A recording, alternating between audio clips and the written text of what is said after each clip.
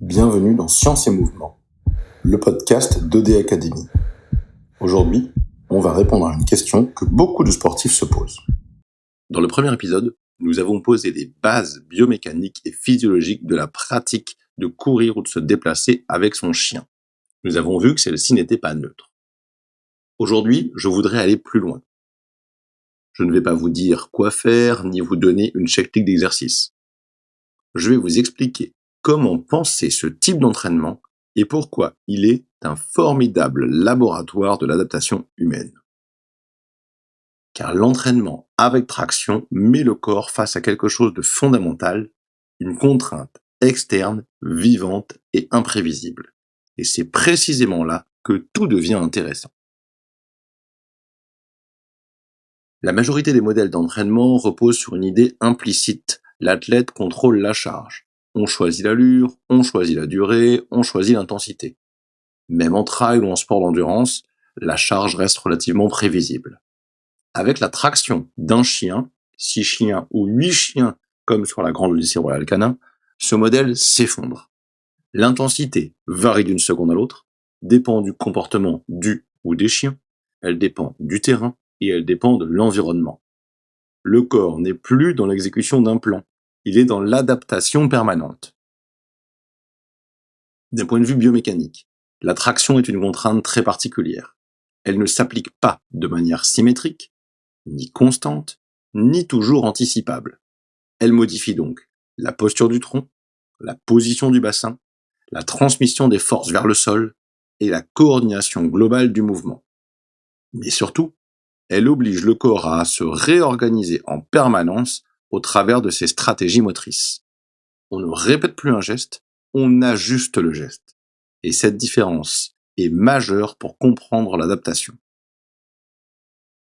Pour comprendre pourquoi certains progressent et d'autres se blessent, il faut sortir d'une vision purement musculaire.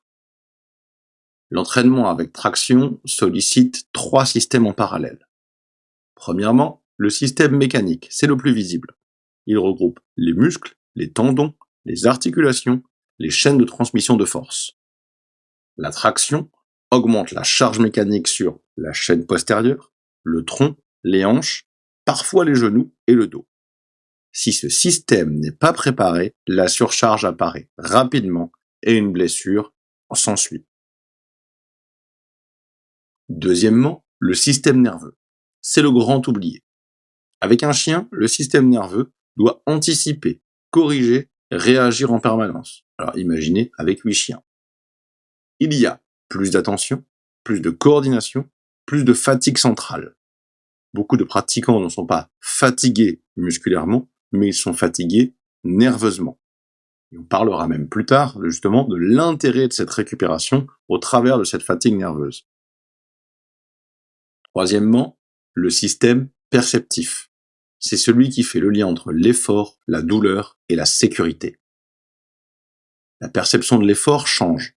L'allure, qui est parfois imposée, la traction peut même masquer certains signaux, et l'engagement émotionnel est fort. On peut continuer à avancer alors que la tolérance mécanique diminue. C'est ici que naissent beaucoup d'erreurs d'entraînement. Pourquoi 2 personnes réagissent différemment ? C'est une question centrale chez OD Academy. Avec la traction, la réponse devient évidente. Prenons 3 profils. La reprise d'activité ou la perte de poids. La contrainte est déjà élevée pour le corps, la traction peut dépasser la tolérance mécanique. Donc le système mécanique sature avant les autres. Deuxièmement, la femme sportive régulière. Les variations hormonales influencent la récupération, la laxité ligamentaire et la fatigue nerveuse. Nous l'avons déjà vu dans le premier épisode. Ici, le système perceptif et nerveux devient prioritaire dans la régulation. Et ça, c'est essentiel.